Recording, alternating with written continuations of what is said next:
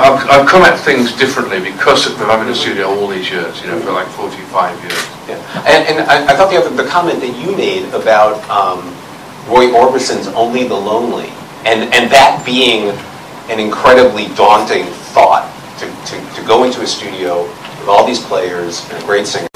Absolutely astonished me when I'd be like about 13 when I first heard Only the Lonely, the record of it. And then,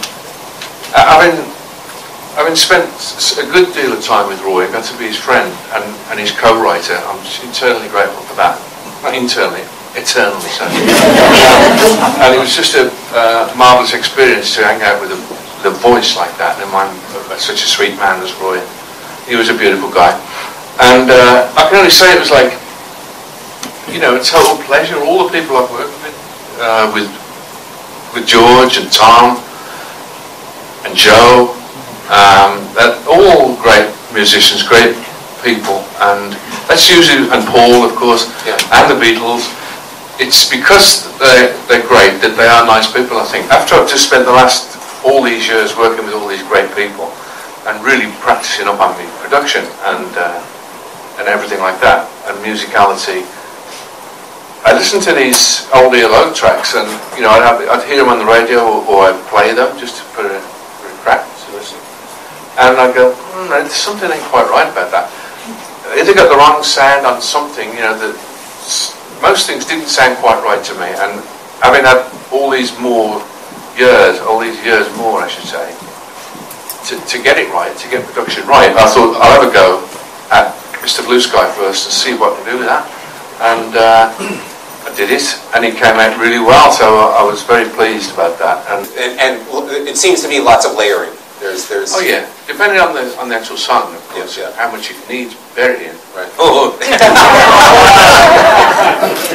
Well, that's also the genesis. If I'm not, I'm interested because Tom Petty's quoted in the film as thinking that your three favorite artists may have been Del Shannon, Roy Orbison, and the Beatles.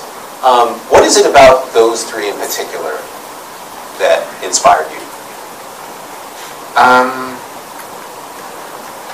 think it was the trousers at first. It wasn't the trousers. I'm not telling the truth. It's obviously beautiful voices that I loved of theirs. You know, I loved Del's voice first. He was my first hero of my own because I had older sisters, and they all loved Elvis, of course, and all the ones that came before. And I mean, you obviously talk about this in the film, but when you got the call to work on Free as a Bird and Real Love, your first reaction was, hell! I didn't know what to think because, you know, I hadn't actually heard the cassette yet, and then I think George sent it to me. And when I heard the cassette, I thought, what the hell can you do with that? You know, because it really was like a mono cassette. It was John singing to the piano all at a time, because that's what you do when you're just writing a song. You don't bother to keep it, you know, make it all concise and perfect. You're just trying to get the melody down and the chords, just as a note.